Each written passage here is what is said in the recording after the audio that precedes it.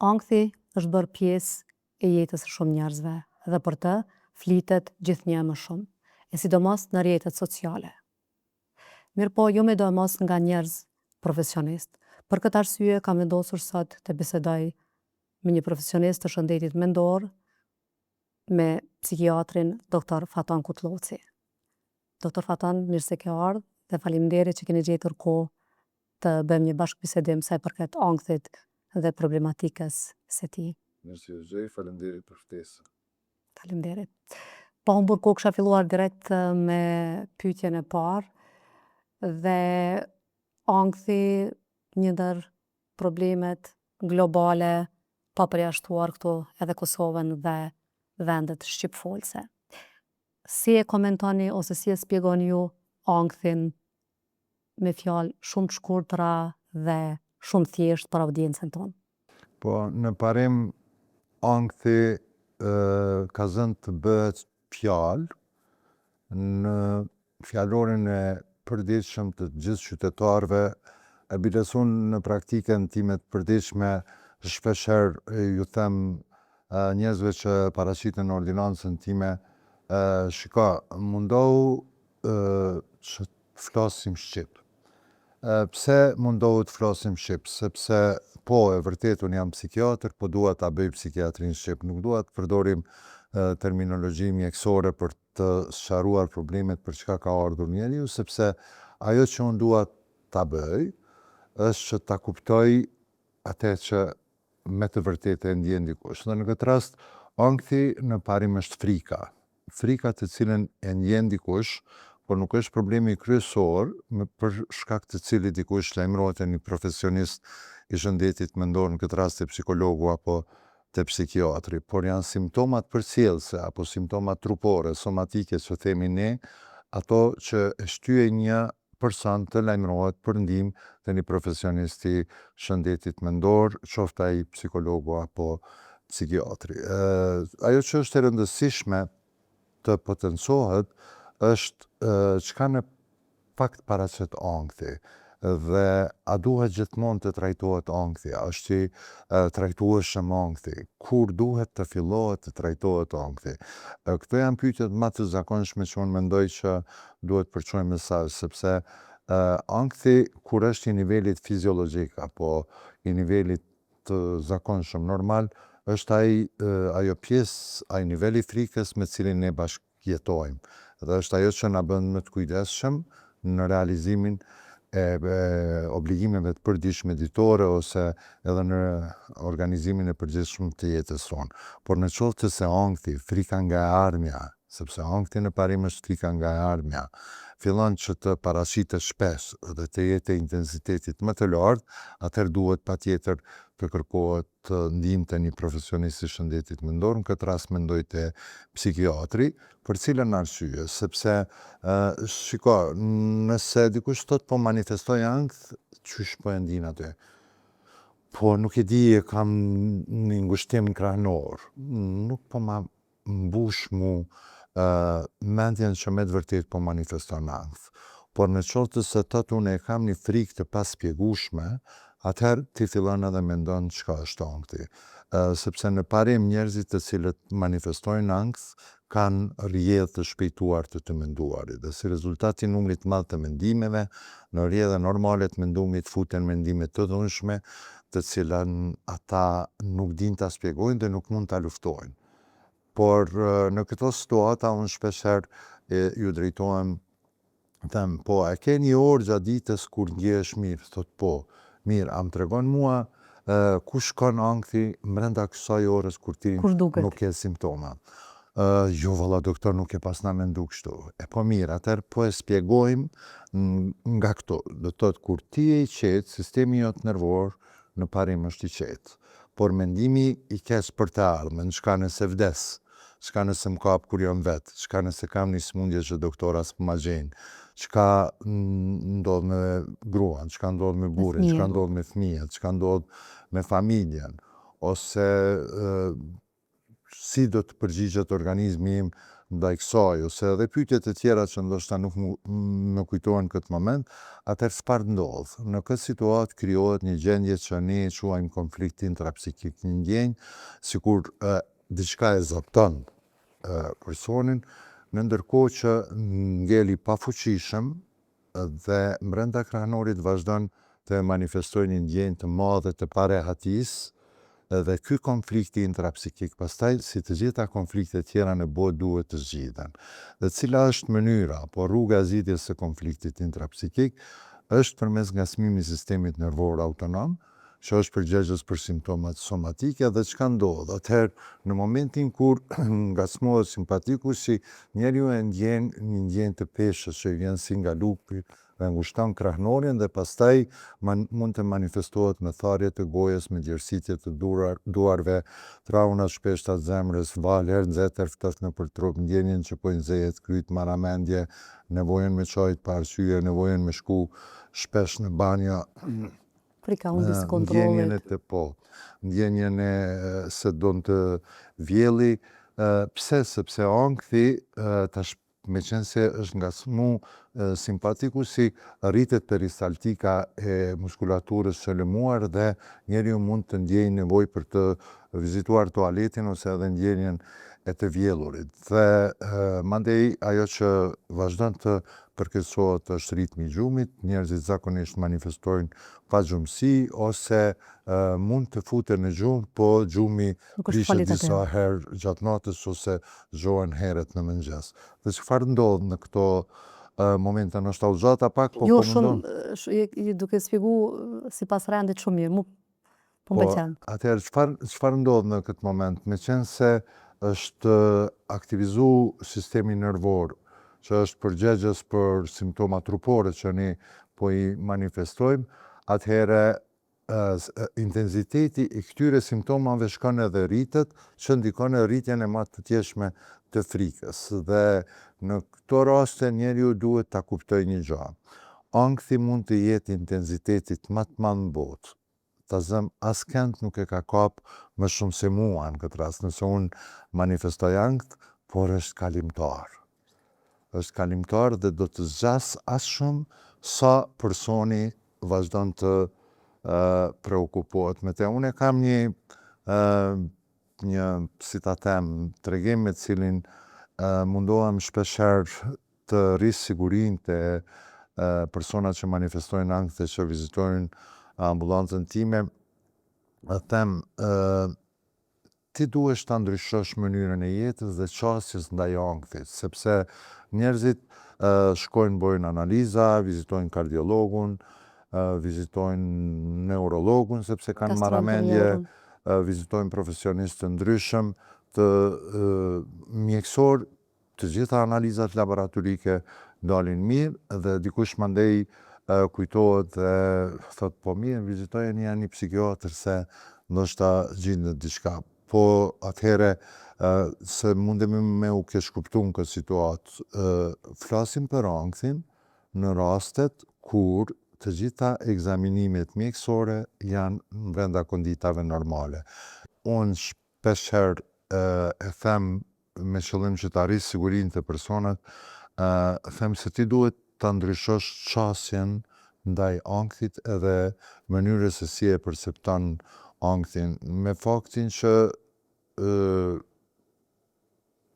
duhet që personi të arris besimin të vetvetja, se ajo që është esenciale në këto momente është që të krijohet ajo që ne e kemi jo gjithmonë lehtë ta ndërtojmë besueshmërinë me klientin, me pacientin, do thot, dhe si arrihet kjo? Kjo arrihet me sinqeritetin me të cilin i qasemi personit, sepse unë shpeshherë i them mos më përdor terme kam depresion. Njerëzit tanë janë të prirur të thrasin telefon edhe familjarët ose kushdo qoftë, thotë e kam një familjar që ka depresion.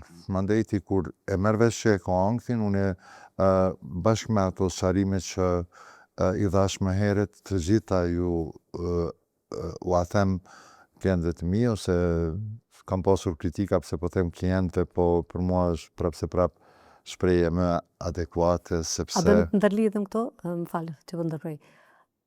personi personi që sfidohet me ankth, do të thonë ka manifestim të ankthit, a quhet pacient apo klient? Për arsye se ju më herët e shpjegua që ankthi është frikë, ankthi nuk është sëmundje, apo? Po është çrregullim. Është çrregullim. Është çrregullim dhe a mund të themi që është e drejtë që nga ana e profesionistëve po marr parasysh psikolog, psikiatër, psikoterapist, dallimin se Pacient apo pacient klient? apo klient, po. Po, faleminderit për pyetjen, sepse në parim ajo që duhet të na karakterizojnë neve, profesionistët e shëndetit mendor, psikologët, psikiatrit, është gjuha me të cilën flasim. Ndjenja e emocioneve që i ndajmë me njerëzit që kërkojnë ndihmë nga ne. Shikoni, ai gjithsesi që në terminologjinë e gjerë cilësohet pacient, por marrë në konsiderat që e kemi shëndetin mendor dhe stigmën shumë të përhapur në shoqërinë tonë, unë shpesh herë kam dëshirë dhe jam i prirur që ta quaj klient personin i cili kërkon ndihmë nga unë ose nga profesionistët e shëndetit mendor, pikërisht për faktin që dua të besoj që një çrregullim, cili do qoftë ai shëndetit mendor, përderisa cilësohet si çrregullim, ekziston mundësia për të rregulluar dhe gjithsesi çësia jon duhet jetë e imja personale, themi klient, në kuptimin e respektit që ja bëjmë personin, e jo në kuptimin që dikush mund ta keq kuptoj. Po e rëndësishme është që mënyra se si e quajmë një person në nevojë nga ne, unë mund ta quaj person me çrregullime të shëndetit mendor, me ankthin, me depresionin ose çka do qoftë, por gjithsesi edhe pacient, pse jo, sepse janë të barabartë. Unë shpesh herë them, a ka mundësi një person që operohet nga një sëmundje të manifestojë ankth, ose në raste tjera si do të quhej një grua që ka lindur një fëmijë dhe manifeston ankth ose depresion postpartale. Është ajo paciente apo klientet? Do të thotë, cilin do nga terminologjinë, termet që do ta përdorim është i saktë, por për mua është e rëndësishme ndjenja që ne u ofrojmë njerëzve me çrregullimet mendore ose çrregullimet psikike në këtë rast, sepse jo të gjitha çrregullimet mund të klasifikohen si çrregullime mendore. Nëse ma lejon Shkëndije, do ta bëja një ndarje që besoj që do t'jetë e kontributit të konsiderueshëm për dëgjuesit ose për popullatën në përgjithësi, për faktin se çrregullimet në psikiatri dhe në shëndetin mendor në përgjithësi ndahen në dy grupe të mëdha, në çrregullimet neurotike dhe çrregullimet psikotike. Tashi, çrregullimet neurotike ku bën pjesë ankthi, çrregullimi obsesiv kompulsiv, depresioni, çrregullimet e personalitetit dhe çrregullimet e tjera, nuk mund të themi se janë gjithmonë të trajtueshme. Tashi, këto çrregullimet e personalitetit janë diçka tjetër, janë entitet në veti, po të gjitha çrregullimet neurotike në përgjithësi bazë e kanë ankthin, edhe çrregullimi obsesiv kompulsiv, edhe çrregullimi somatoform, edhe çrregullimi neuroastenik, edhe hipokondria, të gjitha e kanë bazë ankthin.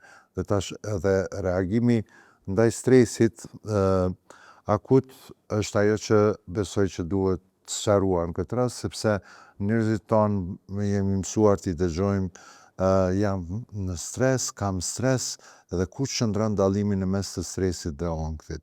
Në parim edhe stresi është frikë nga një arme, por qysh dallohet me ankthin? Dallohet për faktin që stresi është prezent për aq kohë sa është prezent stresori. Në momentin që largohet stresori, largohet rreziku, për shembull nga dështimin në një intervistë, ose Ka një shfaqja para provim. ose shfaqja para audiencës. Audiencë. Në momentin që kalon ajo, largohet stresi, por ankthi vazhdon të ngel edhe me tutje sepse kemi çrregullimin në nivelin e shpejtësisë të menduarit. Kisha ndërhy këto me një pyetje, e çka nëse stresorët janë në brendshëm? Do thonë nëse stresorët nuk janë objektiv, mirë po subjektiv, atër si manifestohet ankthi? Në çfarë aspekti po mendon të më? Do të thonë që stresi, kur është akut, të mos bëhet kronik, nëse eliminohen stresorët e jashtëm, cilët shihen ose cilët janë objektiv, mirë po ne zakonisht kemi edhe stresorët në brendshëm. Dhe si ti identifikojmë ata stresor dhe a bëhet kjo me vetë reflektim apo me një ndrim shumë të shpërhidhe, vetë reflektimit, apo si ti dallojmë se kemi stresorët në brendshëm, që ndoshta nuk janë me do e mos fiziologjik? E qartë. Tashi, po mundohem me formulu në mënyrën që ta jap përgjigjen që po e kërkon. Do të themi kështu. Si është e mundun që 100 ushtarë marrin pjesë në të njëjtën luftë dhe vetëm disa prej tyre manifestojnë çrregullim stresit pas traumës. Jo të gjithë. Dhe tashi, a kemi nevojna për njerëz që manifestojnë ankth? Po kemi nevojë sepse ata janë njerëz mirë, janë njerëz butë, janë njerëz më të ndjeshëm. Dhe ajo që tani ju po e cilësoni si stresor të brendshëm është paaftësia e përdorimit të mekanizmave mbrojtës në egon tonë. Dhe ajo që karakterizon popullin tonë në përgjithësi është superegoja rigjide.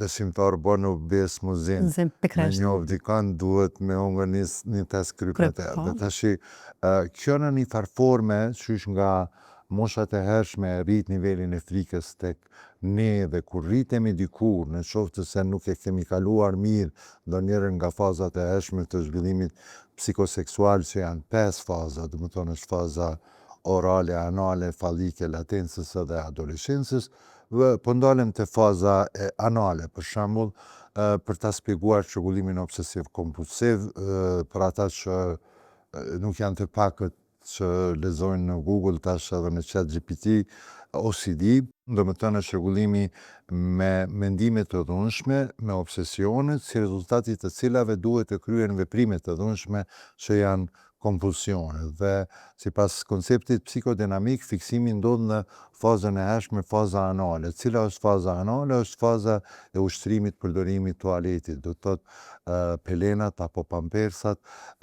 Unë shpesher i kritikoj nënat, ato zojat që i kam në rrethin e afërt familjar, po edhe në shoqërinë e gjerë, nëse e kuptoj që insistojnë që ta shtyjnë fëmijën ta lënë pampersin para kohe. Është gabim, sepse po vepruam në këtë formë, do të ndikon që fëmiu të fiksohet në fazën anale, që ma vonë, diku në pubertet, kur ndodhet në situatën a do të bëhem burr, a do të mbes djalë, jo do të bëhem burr, po kujt do t'i ngjaj? Dhe tash në qoftë se ka ndodhur fiksacionin në ndonjërin prej fazave, siç e përmendëm tani në fazën anale, do të zhvillohet çrregullimi obsesiv kompulsiv, sepse ka të bëjë me pastërtinë. Dhe për shembull, pastrimi i shpeshtë i duarve mund të jetë një prej shenjave të çrregullimit obsesiv. A mund të themi pra që rënjet ankthi ka qysh në fëmijërinë e hershme? Po, patjetër. Gjithsesi, dhe tashi në qoftë se flasim për shkaktarët e ankthit, ata mund të jenë biologjik, do të thotë ndryshimet në nivel të neurotransmiterëve, kryesisht serotoninës dhe dopaminës, mund të jenë trashëgues, në qoftë se dikush Trashëgues, këtu desha ta vë një pyetje për arsye se më fal që të ndërpreva, se shumë në gjuhën e popullit e ndëgjoj që ankthi, për shembull, kur sfidohet me ankth apo me depresion, thonë që i ka gja nanës, apo e kish pas edhe gjyshen në të sfiduar me këtë smundje mendore. Domethënë edhe trashëgim, domethënë trashëgimia është një prej shkaktarëve, po. Trashëgimia gjithsesi Dhe ajo që spjegohet edhe shkencarisht është në qoftë se nëna gjatë shtazanis ka pasur nivel të rritur të kortizolit, atër gjasat që fëmiju i saj të manifestoj ankthi kur gjatë jetës janë më të mëdha. Po ka edhe faktorë të tjerë, përfshirë faktorët social, faktorët psikologjik, kryesisht po flasim për këtë trendin e rite ose mënyrën e re të jetesës, që është një trend mjaft i shpejt i jetesës, me një pasiguri të theksuar në rastet kur njerëzit nuk kanë siguri, kryesisht të rinj, për të ardhmen e tyre, nuk e kanë punën, shkollohen, mbarojnë fakultetin, nuk e kanë punën të sigurt, mandej ka raste të tjera kur çrregullimet emocionale për shkak të humbjes të ndonjë antarit familjes, sidomos në qoftë se humb ndonjëri prej prindve para moshës 13 vjeçare, rrit rrezikun për zhvillimin e ankthit dhe çrregullimeve tjera mendore ose divorce që janë mjaft të shprehura në shoqërinë tonë kohëve të fundit, gjithsesi që ata fëmijë që jetojnë nga prind të divorcuar janë më të atakuar ose janë më vulnerabël në kuptimin e zhvillimit të ankthit dhe çrregullimeve të ngjashme. Edhe pse unë personalisht ndëgjoj shumë që thonë se më mirë është për fëmijët cilët jetojnë në një familje toksike, dhe me thonë prind janë toksik, për arsye se nuk kanë marrëdhënie të shëndosha njëri me tjetrin. Atër është më mirë që të ndahen për shkak të fëmijëve. Po, patjetër, gjithsesi edhe kjo është një prej shkaktorëve, bile ma që të ndërmen një diçka që unë shpesh herë kuptoj, thëmë prindët tonë e kanë pas dorën goxha çlirë. Edhe përpara nuk janë rujt shumë, familjet kanë shqiptarët kanë jetu në familje të mëdha, në bashkësi dhe pastaj nuk është kujdesur, dikush ka do të përjetoj fëmijë, sot për fat mirë, kjo nuk ndodh, qysh herët ndahen të rinjët, çiftet e reja, fillojnë jetën e vet për pa të mirë, që është ka ndodhur kjo. Unë uroj që secila martesë të jetë me dashuri dhe me lumturi, por një këshill që nëse ma lejon ti jashtë atë temës, është që të kthehemi pak në atë që e kam bërë gjysh shqiptar, martohen të rinjët më herët.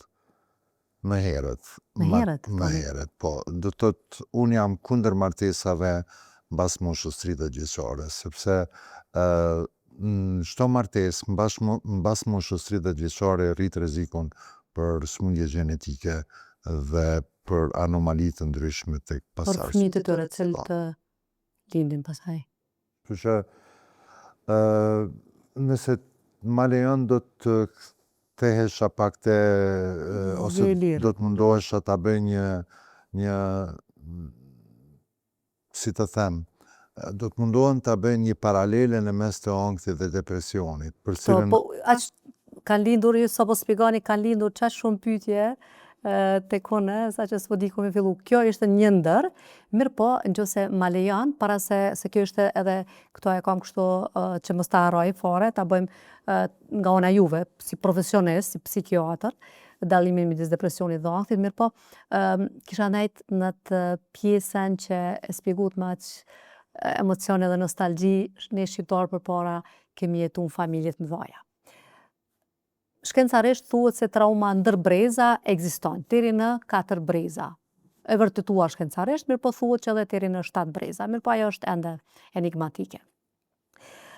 A mendoni që pikërisht që kemi jetu në familjet mëdhaja, edhe ka pas persona autoritativ, cilët e kanë pas një pozitë fikse, thom një farë mënyre, edhe për shembull gjinja femrore, fëmijët nuk kanë pas mendim, edhe nuk një farë mënyre nuk ju ka leju të kenë mendim veten, nuk kanë pas nuk kanë pas, s'kan guxoft me fol fëmijëve, sidomos neve ju kemi thonë shuj, ti nuk din, sidomos unë personalisht jam vajza më e madhe, edhe zakonisht kom fol shumë, për arsye se më pëlqen shumë komunikimi me njerëz, edhe tash e kom vërtetu pse unë kom ndonjëherë tremb para audiencës. Por nuk jam e vetmja, por është, do me thonë, ndrydhja e ndjenjave, pastaj abuzimi verbal, edhe pse ata nuk e kanë bo me qëllim, nuk besoj që e kanë bo me qëllim, por nuk kanë ditë ma mirë, ashtu ka qenë rendi, ashtu ka qenë domethënë rendi patriarkal edhe ajo farë hierarkia ka qenë ashtu e pozitav. A mendoni që pastaj këto ndjenja ndrydhura, këto strese cilat kanë qenë të akumuluara, për shembull te gjyshja ime, pastaj e mbarë te mami im, tash te unë i barë te vajzat e mia, çka mendoni? Përpos asaj që ka qenë shumë mirë që kemi jetu bashkë, mirë po sikur secila formë jetëse ka dhe ato anë pozitive dhe negative. Ndoshta pak e komplikova, mirë po Jo, nuk e komplikuat as pak, po varet nga cili kanë vështrime shohen. Tash ajo mënyra e jetesës në bashkësi e ka rujt identitetin tonë kombëtar. A kanë qenë gjitha ato që i përmendet ju prezente, po. A kanë qenë shkaktar të çrregullimeve të ndryshme, po. Shife, na nuk mundemi me anashkalua dhe me mohu në asnjë moment faktorin hereditar. A din shkan tonë për para shkëndije ke këshyra dhe dajt kush janë. Po kësë ka qenë doket e kezit, ashtë edhe shkenca po vërteton që... Absolutisht, po shka unë dua të them është kur e potencova të martohen me herët është se ne duhet të filtrojmë genetikisht shoqnin tonë. Për fat keq rinia jonë sot është edhe në basknasive të dëmshme, abuzimit me substancë ndryshme, psikoaktive me alkohol që mund të jenë shkaktar tjerë të Një shoqëri hedoniste, po? Absolutisht, dhe ka shumë faktorë të cilët ndikojnë në shkaktimin e ankthit, po e rëndësishme është me e kuptu që ankthi nuk është sëmundje që nuk trajtohet, ankthi është i trajtueshëm, ankthi është i shërueshëm, do të apeloja në këtë rast tek profesionistët që punojnë në banatore, po flasë për Kosovën, se ndoshta edhe njerëz që jetojnë në diasporë furnizohen me barna nga këtu, se e kanë zërë me u furnizu. Pikërisht, sidomos në Xanax. Po, në qotë se kjo nuk ndodh nga farmacistët, ndodh ndoshta nga...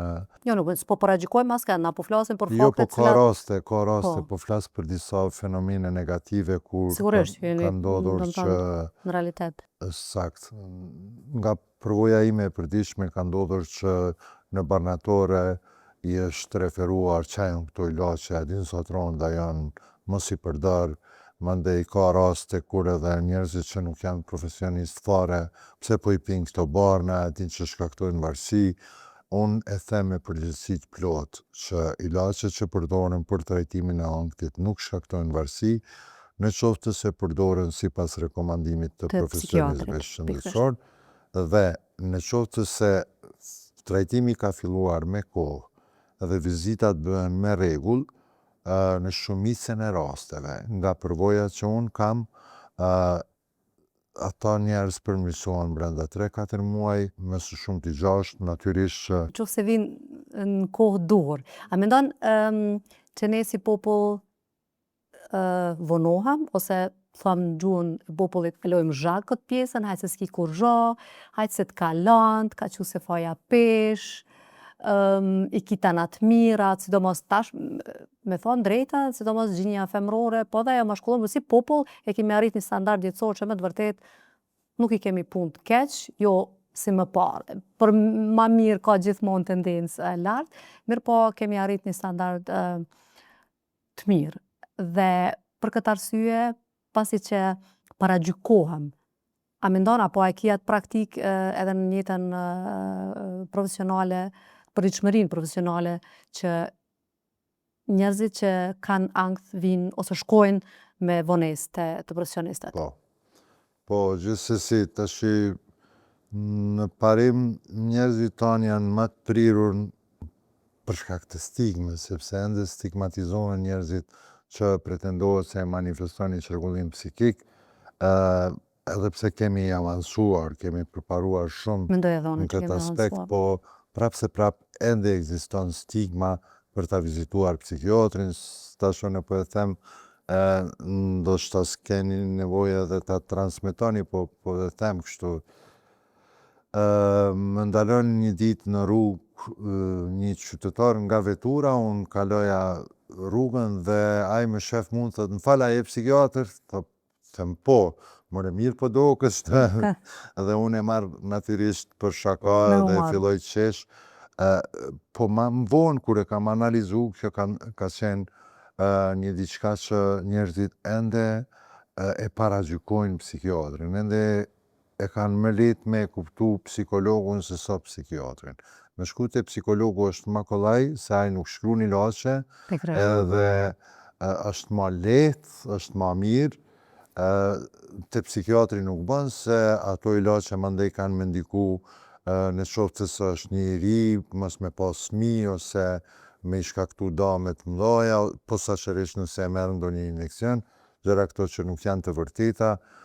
Psikologu dhe psikiatri janë të dytë profesionistë shëndetit mendor, për mua bashkëpunëtor të pandashëm dhe unë jam gjithmonë kundër psikologëve të cilët e uzojnë një pacient të ndërprej terapinë e psikiatrit, por jam edhe ma kundër psikiatrave të cilët i thojnë njerëzve më shkoni te psikologu. Kjo në realitet nuk do duhet ndodh, në Absolutisht. asnjë mënyrë. Ne duhet bashkëpunojmë, njerëzit tiftojnë që ta vizitojnë psikologun ose psikiatrin dhe pastaj njëri nga profesionistët shëndetësor ta caktoj se për kë është. Psikologu gjithsesi me metodat psikoterapeutike do të mund të zgjedhë shumicën e çrregullimeve të ankthit, por në rastet kur e shef se niveli i ankthit është më i madh dhe shoqërohet edhe me simptoma trupore, atëherë duhet që ta rekomandoj të shkoj te psikiatri, por edhe kur mbaron cikli i trajtimit farmakoterapeutik, ne psikiatrit, unë personalisht propozoj, rekomandoj që ta vizitoj një psikolog, sepse duhet të mirë mbahet. Tashi, në qoftë sidomos në fazën e tërheqjes së ilaçeve, sepse është edhe një dukuri negative shkëndije që besoj që nuk do të keq kuptuar nga kolegët, po ka profesionistë të degëve tjera të mjekësisë, të cilët shkruajnë benzodiazepina në radhë për kardiologët, ndoshta e kanë me të drejtë për ta ulur nivelin e stresit apo nervozizmit të personat që kanë këto probleme, po me qenë se hipertensioni është smundje kronike, terapia duhet të përdoret gjatë, shumicën e herave zhvillohet varësi në benzodiazepina dhe pastaj kur njeriu fillon me manifestu ankth, e kemi të zgjashme sepse benzodiazepinat në qoftë se përdoren gjatë, mund të shkaktojnë varësi, por unë e them me përgjegjësi të plotë, në qoftë se shkon me kohë te psikiatri. Psikiatri e shef të nevojshme se ke nevojë për terapi, nuk janë benzodiazepinat ato që e shërojnë ankthin. Ato vetëm e kontrollojnë momentalisht dhe unë personalisht shkruaj benzodiazepina vetëm derisa antidepresantët e shfaqin efektin e vet. Pse antidepresantët? Sepse në qoftë se janë SSRI, ato antidepresantët nga grupi i bllokuesve të receptorëve selektiv të receptorëve rimarrës të serotoninës, pamundësojnë humbjen e serotoninës, po shprehen me gjuhën e popullit dhe ndikojnë në rritjen e serotoninës. Çka është serotonina? Serotonina është hormoni i lumturisë, i cili e rrit pastaj e krijon qetësinë, ndikon në qetësia fizike, në rrjedhën e të menduarit që tani më nuk është e shpeshtuar dhe gjithsesi përdorimi deri në 4, 5 ose 6 muaj i këtyre barnave do ta shëroj ankthin dhe gjithsesi inkurajoj bashkëpunimin mes të psikologëve dhe psikiatrave. Isha ndërlidh këto, për arsye se ju e përmendet rolin e kardiologut, psikiatrit, psikologut. Mirëpo, unë personalisht, në praktikën time, zakonisht klientela ime është shqiptare, në Gjermani, dhe nuk e di te ju qysh është, po te une, gati secili klient, para se viziton mu, me manifestim ankthi, ka qenë spari të një klerik fetar, do më thënë te hoxha. pa keq kuptime, mos keq kuptohem këtu, mirë po ju si profesionist. Personi që ka ankth, çka mendoni ju si profesionist që sa me dekada, cila është adresa parë? A është mjeku familjar, psikologu, psikiatri, kardiologu, për audiencën, që një person që për shembull është po atakohet për herë të parë me ankth dhe nuk e din çka ka, për arsye se simptomat janë sikur ai mendon që po pëson domethënë atak kardiak apo ka hipertension, do të çmendet, po hup kontrollin. Kështu që shumë thjesht për audiencën, çka ju rekomandoni ju klientëve që manifestojnë për herë të parë është fjala e ankth, ku të drejtohen? Edhe pse nuk është asgjë e keqe, domethënë edhe te hoxha, për arsye se është një mbështetje emocionale shpirtërore, mirë po ne po flasim nga aspekti shkencor. Unë të falenderoj shumë për këtë pyetje, sepse mund ta them nga përvoja, në të kaluarën ka qenë më shumë i shprehur fenomeni që këta persona kanë vizituar hoxhën. Kjo vazhdon të jetë dukuri. Më përpara shkon te hoxha, shkon te shehu ose te ndonjë klerik tjetër, ose ku diun ka edhe disa të tjerë që merren me trajtimin e këtyre çrregullimeve, por që është gabim. Sepse duhet të drejtohen te profesionistët e shëndetit mendor. Unë pajtohem me atë dhe pikërisht me mënyrën si e thatë ju, nuk kemi asgjë kundër. Gjithsesi, biles ndonjëherë është e mirë me shku te hoxha, në qoftë se nuk ka zgjidhje tjetër, në qoftë se nuk e ke një psikolog ose një psikiatër afër, sepse në qoftë se viziton hoxhën tani, edhe këtu ne mund të them se jemi të avancuar në këtë aspekt, sepse predikuesit e fesë, po flas për hoxhallarët, tani më janë të gjithë të shkolluar dhe për as sa unë jam i njoftuar në shumicën e herave ata nuk e trajtojnë ankthin dhe kur e shohin që ka ankth e udhëzojnë që ta vizitojnë një profesionist të shëndetit mendor. Pse e thash që nuk jam kundër, sepse në qoftë se e viziton hoxhën në një moment për qëllimet të ankthit,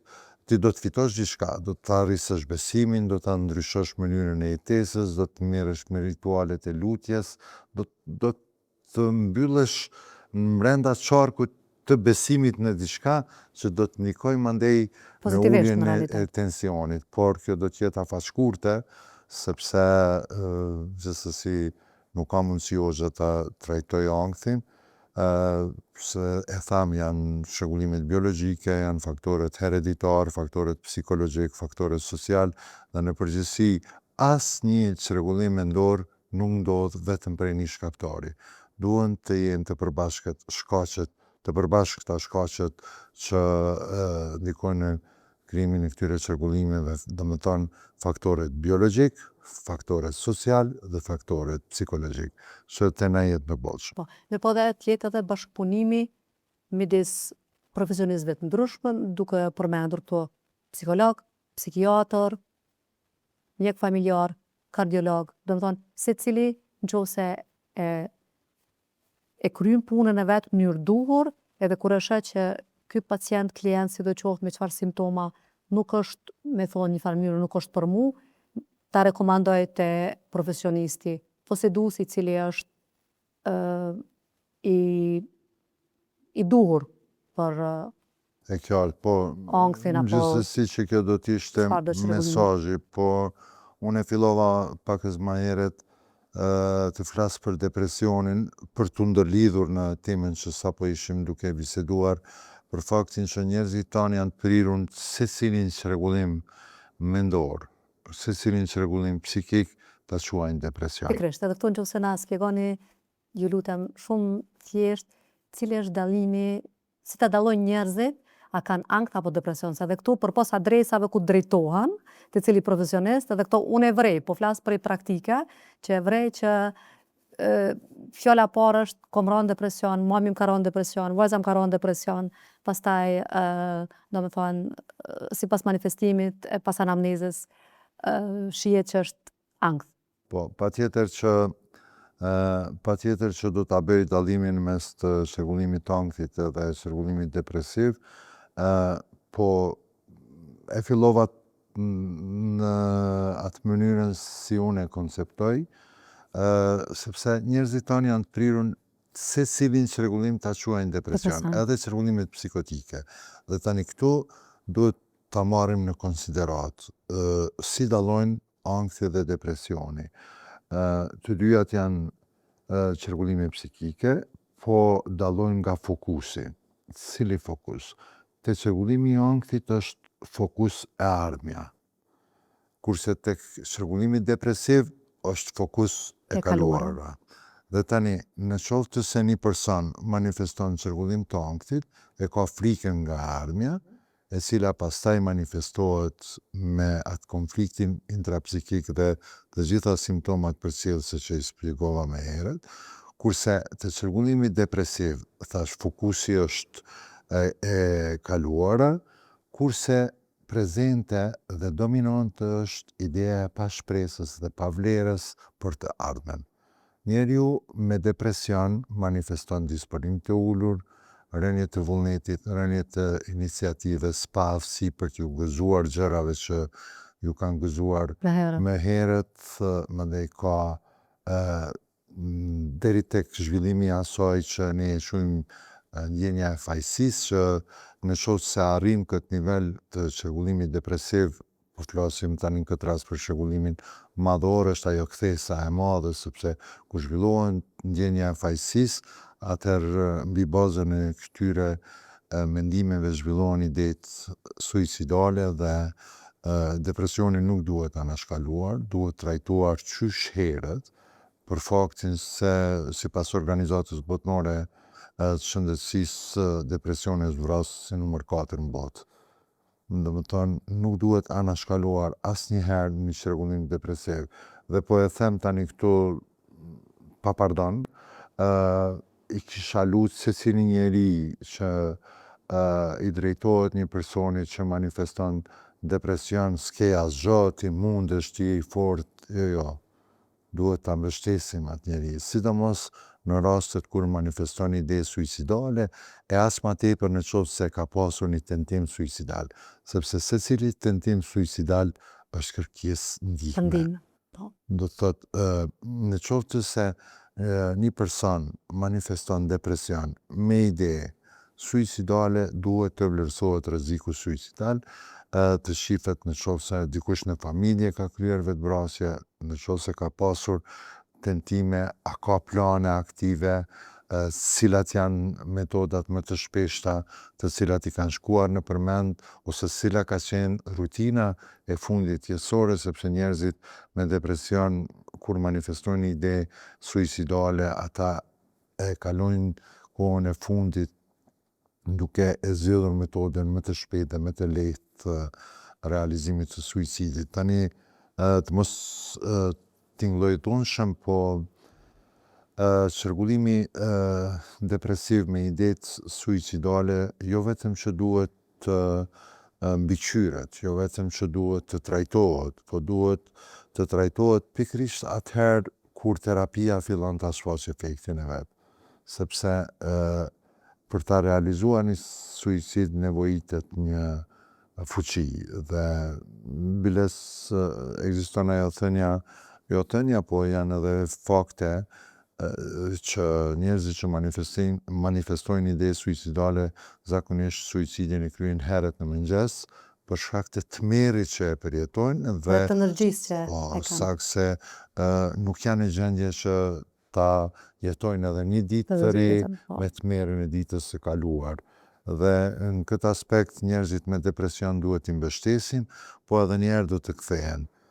Ankthi është frika nga e ardhmja, fokusi është e ardhmja, dhe duke mos e ditur arsyen ose zgjidhjen për frikën që ne e prejudikojmë për të ardhmen, e krijojmë konfliktin intrapsikik, i cili aktivizon sistemin nervor autonom dhe manifestohet me simptoma trupore. Kurse çrregullimi depresiv manifestohet, tani nuk është frika dominante, po është çrregullimi i disponimit, çrregullimi i humorit dhe manifestohet me disponim të ulur, me vullnet të rënd, me ide të pashpresës dhe të pavlerës, me rënje të iniciativës, me anhedoni ose pafsi të përjetimit të gëzimit të mëhershëm, çrregullim të oreksit që mund të jetë i rritur ose i zvogëluar, çrregullim të gjumit që mund të jetë i rritur ose i zvogëluar, po kryesisht depresioni është me disponim të ulur dhe personi është i preokupuar me vetveten,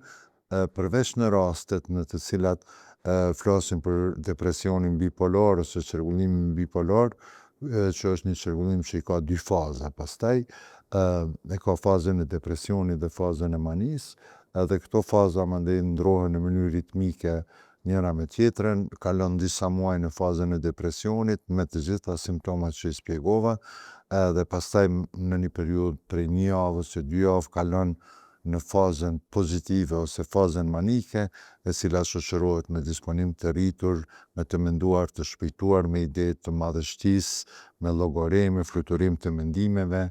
Kur them me ide të madhështisë, ata njerëz janë të aftë me bo shumë punë, nisin një, e fillojnë një punë tjetër, në përgjithësi kanë shumë energji dhe ulet nevoja për gjumë. Do të thotë njerëzit në fazën e manisë mund të kalojnë nete të tëra pa gjumë.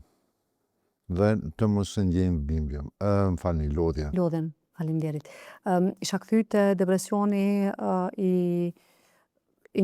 një faze që ju e përmend, do të thonë që personat cilët përjetojnë depresion dhe shfaqin mendime, mirë po jo veç mendime, mirë po edhe e shprehin verbalisht se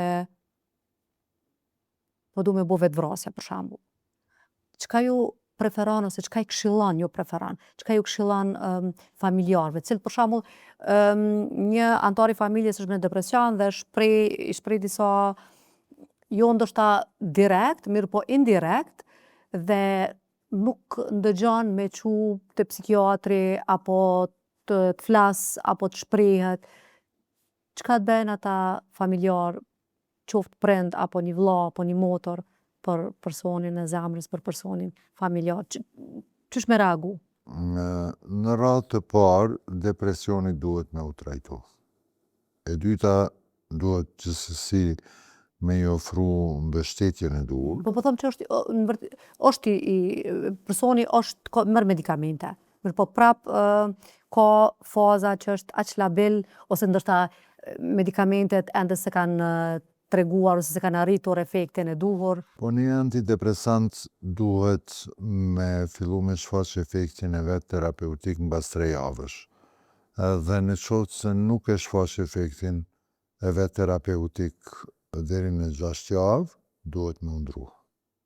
Duhet me ndru antidepresantin, me fillu një tjetër për cilën arsye, sepse jo të gjithë njerëzit reagon ilaçi i njëjtë. Nga përvoja ime, për shembull tek gjenia femrore, më e suksesshme është përdorimi i fluoksetines, në ndërkohë që citalopram ka dalur tjetë më i përshtatshëm për gjininë mashkullore. Po do të kthehem në qoftë se ka pa drejt pyetjen tuaj. Tash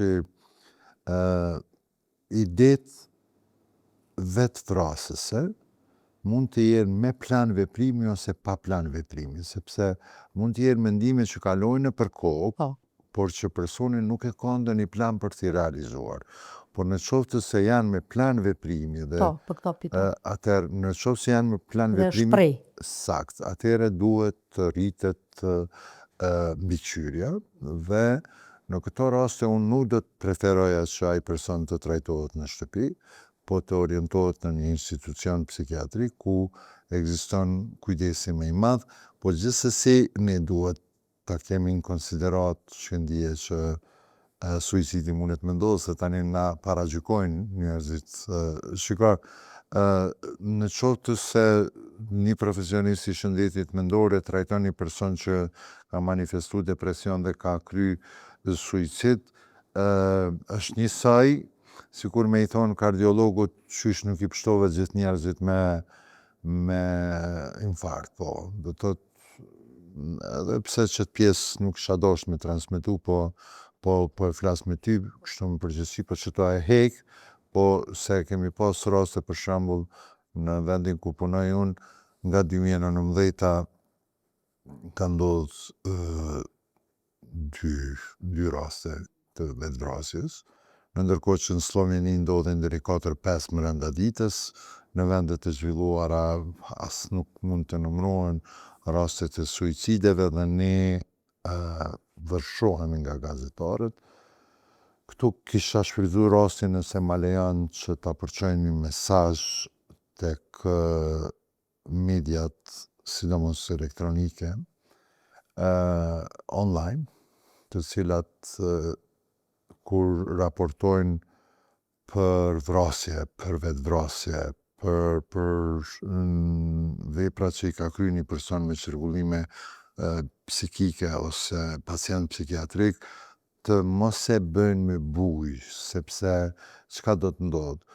Dikush do të bënte pyetje dhe kisha me qenë i lumtur nëse dikush kishte më pyet çka po shkakton tërë këtë agresivitet në shoqërinë tonë, përveç atyre faktorëve ekonomik ose social, psikologjik që Apo stresi post-traumatik, pas jemi është një shoqëri pas po, lufte. gjithsesi, po edhe mjetet e informimit, sepse sot të gjithë kemi në dorë lajme, Bad news, që po sigurisht, po edhe janë të qashme lajmet.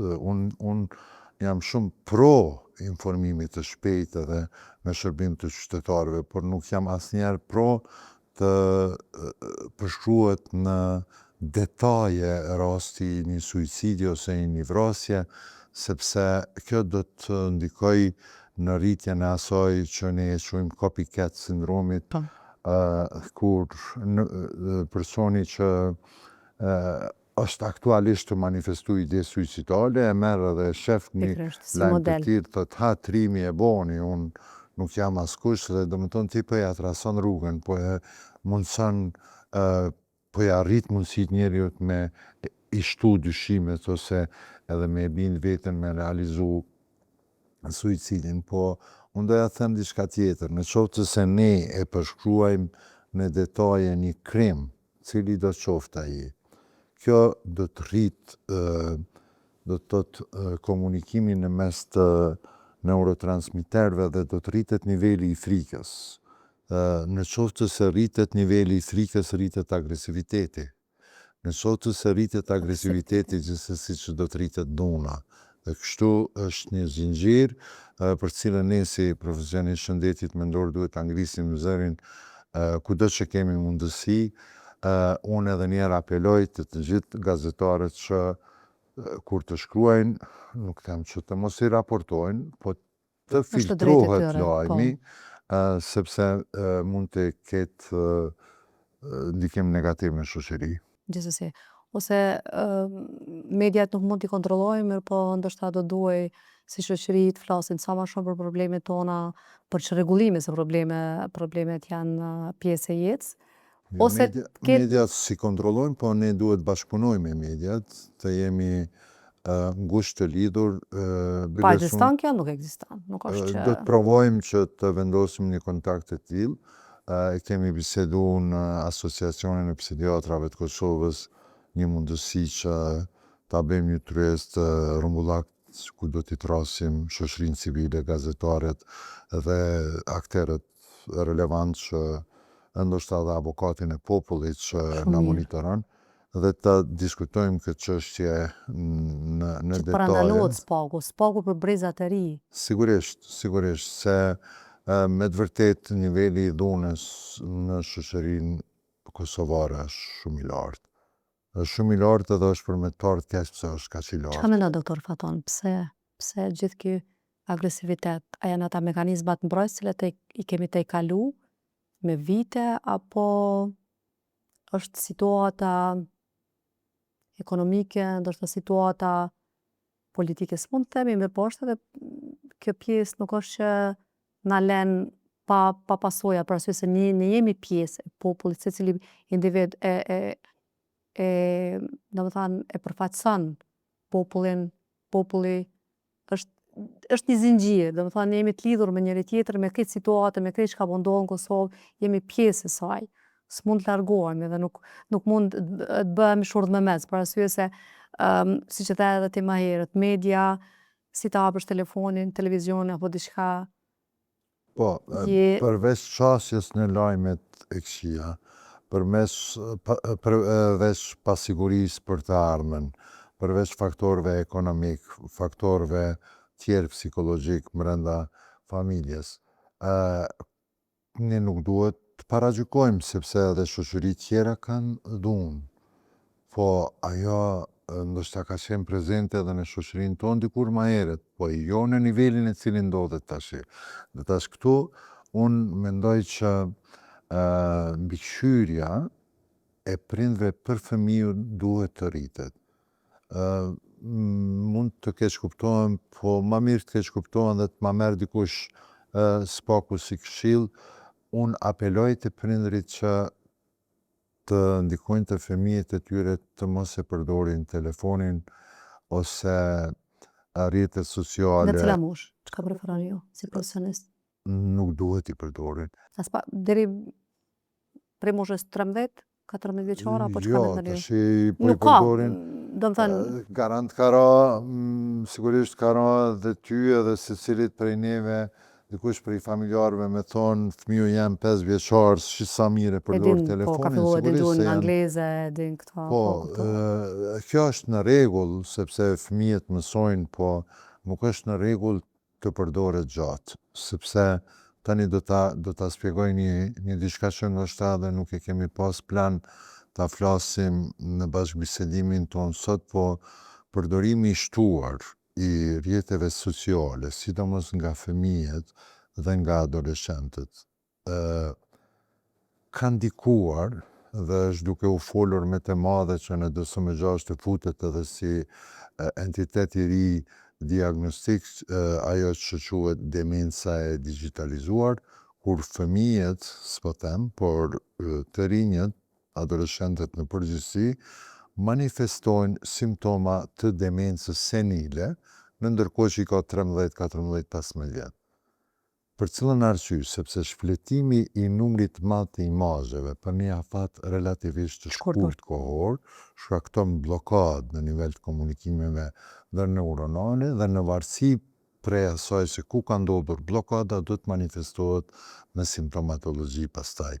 Për këtë arsye unë apeloj të prindrit që të monitorohet përdorimi i telefonit ose rrjeteve sociale, posaçërisht i atyre me përmbajtje të dhunshme, sepse shikoni, në qoftë se harastis kam pasur raste dhe ma herët kur më është bërë pyetja a ka mujt lufta e Kosovës me ndiku qashëm që na sot kena ankth, po gjithsesi, sepse është papreashtueshme. po sepse trauma regjistrohet në tru si rrezik. Dhe në një situatë në të cilën ti Të ngjashme?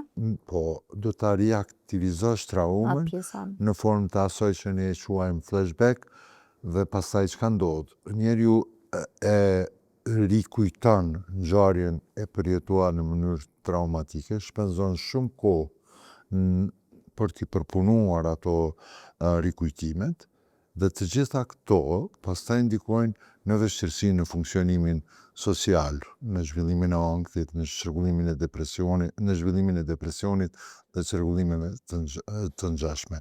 Po tash edhe të rinjët është e njëjtë, sepse sidomos për gjeneratat e reja sot, të cilët kanë qenë fëmijë në kohën e luftës në Kosovë, trauma është regjistruar. Dhe sot në qoftë se jam prezent në situata kur flitet tashmë për dhunën, për agresivitetin, për vrasjet, për vetvrasjet, pse duhet me pas të gjitha të informat. Ne duhet të orientohemi dhe të lusim mediat, unë lus, i përulem se cilit njeri i cili do të marrë çfarëdo iniciative që të zhvilloj programe edukative për sa i përket shëndetit mendor. Më mirë është me e tregu një tregim në media se si dikush që ka pas ankth ka arrit ta te i kaloj, se si dikush që ka pas depresion ka arrit ta te i kaloj, sepse kjo do të ndikoj pozitivisht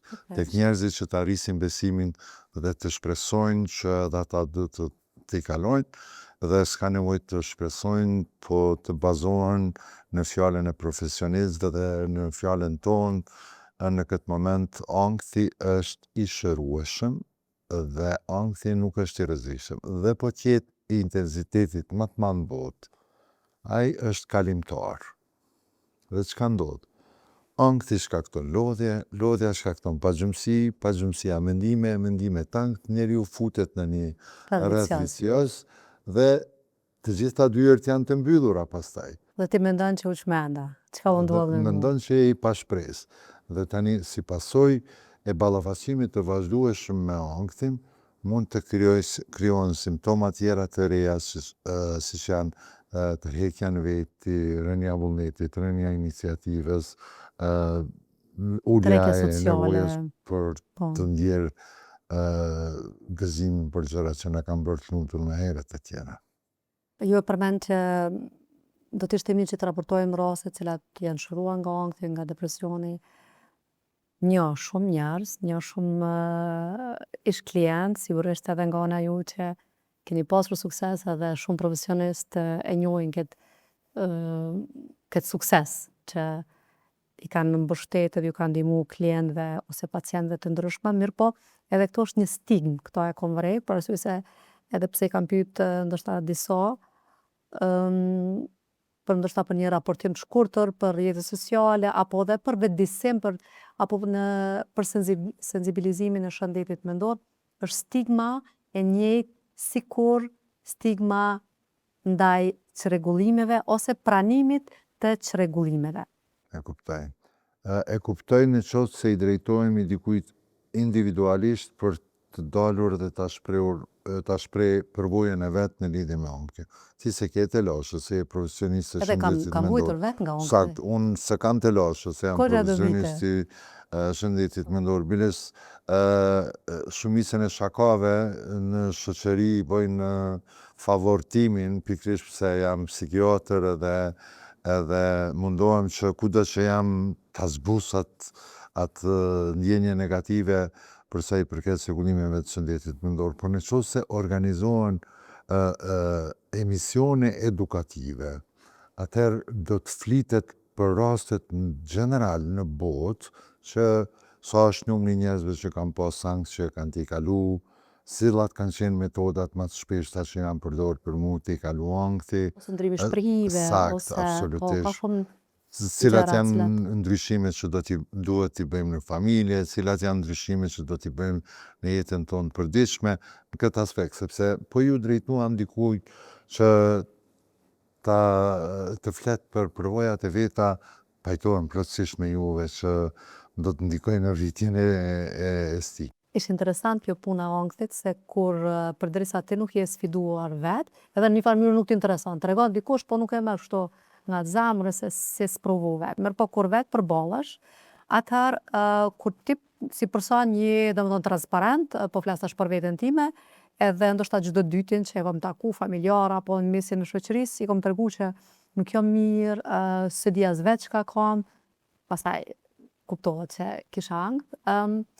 Atëherë, jo herën e parë, as herën e dytë, mirë po dikur edhe unë e kom pas, po mos u bë marak se t'kalon, se edhe unë e kom pas. Edhe pastaj, ku marrët përfundim, sipas qysh ata janë shprehur, sipas tregimeve, çdo i dyti, sidomos në rrethin familjar dhe shoqëror, çdo i dyti ose ndoshta secili ka pas ankth në topa të ndryshme, në faza të ndryshme të jetës. Ndoshta me një pyetje po i kthehemi prap ankthit, se për ankthin e filluam. E kisha përmbyllur këtë bashkëbisedim i cili ishte shumë i fëqëm. Une që sa fletushkat i kom përgadit për me të bërë pyetje të ndryshme, mirë po nuk ishte nevoja të shtoj shumë pyetje, për arsye se unë e mendoj ashtu e ndjeva që e keni spjegu mënyrë drejtshme, mënyrë të kuptueshme, shumë qartë ankthin si fenomen, pasojat, shërimin, që nuk është smundje, për këta jam shumë falenderuese. Mirë po, e kisha për përfundim edhe një pyetje. Cilën mu klienteja, para se me caktu termin për seancën pyesjen, e caktojnë një termin edhe ndërkohë pyesjen, po më tregon a ka me më kalu ankthi? Por Zotën tregon drejt a ka me më kalu ankthi? Ju si profesionist, çka ju thu njerëzve cilë janë në kulmin e ankthit ose të manifestimit të ankthit?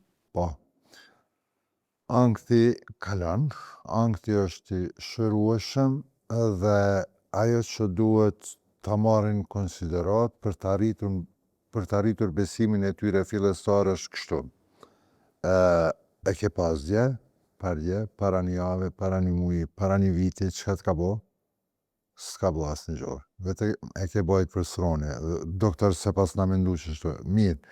E rëndësishme është ta kuptojmë.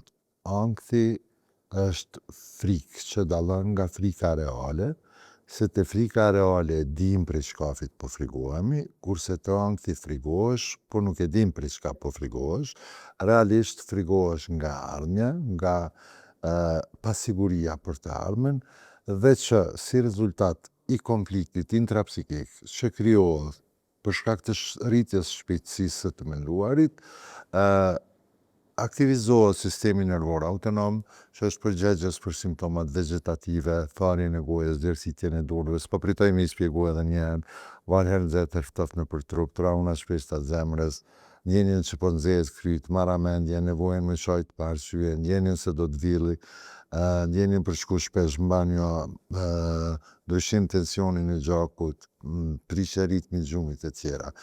Këto pastaj duke mos ditë arsyen pse po ndodhin, e rrisin aktivitetin e sistemit nervor autonom ma shumë simpatikusit dhe rritën si simptoma duke e rrit ankthin. Ajo që duhet ta kuptojnë njerëzit është që ankthi do të jetë më i madh aq ma shumë sa mundohesh me e luftu. Ankthi do të zvoglohet për aq sa ti do ta zhvillosh aftësinë tënde për ta injoruar. Unë shpeshherë i them dikujt, po merre një letër kur të kap ankthi shumë dhe fillo ta shyesh. Shyeje deri në pjesët e imta, sepse ti do ta koncentrosh vëmendjen në letrën që po e shyen dhe kjo do të ndihmoj në uljen e intensitetit të ankthit, sepse ti nuk po e lufton. Hiqet vëmendja. Është gabim ta luftosh ankthin, është gabim ti luftosh simptomat. Po e them edhe një tregim përfund edhe madje po e përfundojmë nëse pajtohesh. E imagjinojmë një rrugë të ngushtë. Aq e ngushtë sa mundet një deve të ecë nëpër të. Rruga është ndërtuar ashtu që nga ana majt ka shkambin, pastaj rruga e ngushtë, pastaj gremin, 1000 metra të poshtë. Rruga ngjitet bjezhve të lartë, gjithmonë njëjtë e ndërtuar. Shkambin, rruga e ngushtë, gremin. Dhe devja po ngjitet nëpër atë rrugë, diku te mesi rrugës i del luani përpara. Çka ka me bo devja? E analizojmë. Po majtas nuk mundet, prapa s'mundet se rruga e ngushtë, devja e gjatë nuk e nxen për të kthyer, në parim besin dy zgjidhje, o me luftu me luanin, o me ra poshtë. Dhe në qoftë se më pyet mu, cila është zgjidhja, unë them kështu. Majtas s'mundet, prapa s'mundet, po s'ka nevojë as me kthy poshtë, as me luftu me luanin. Për cilën arsye? Sepse deves i del përpara një klysh luani, po nga frika që ka pa luan e rrit e bën shumë të madh, dhe nga paaftësia me u ballafaqsu me të kthen edhe mbytet poshtë. Kjo çka i duhet deves është ta kuptoj që është klysh i luanit dhe ta vazhdoj rrugën duke i injoruar. Kjo që na nevojitet neve është të kuptojmë që ankthi është një ndjenjë jo reale e frikës që po arritëm ta injorojmë, do të jemi të lumtur dhe do ta trajtojmë anktin. Faleminderit. Do të thonë që mos tutën pe tute. Jo, Në mos një më farë tut mënyre, nga po. tuta, po.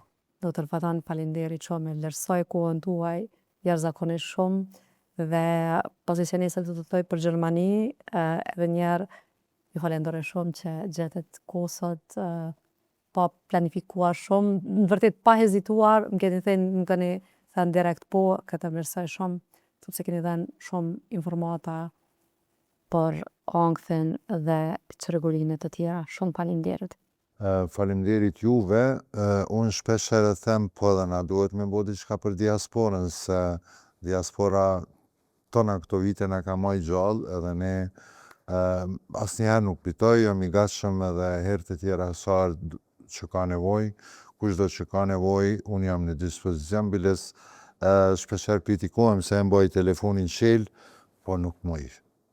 Ja hapi telefonin gati çdo njerit, përveç në rastet në cilat jam shumë zën.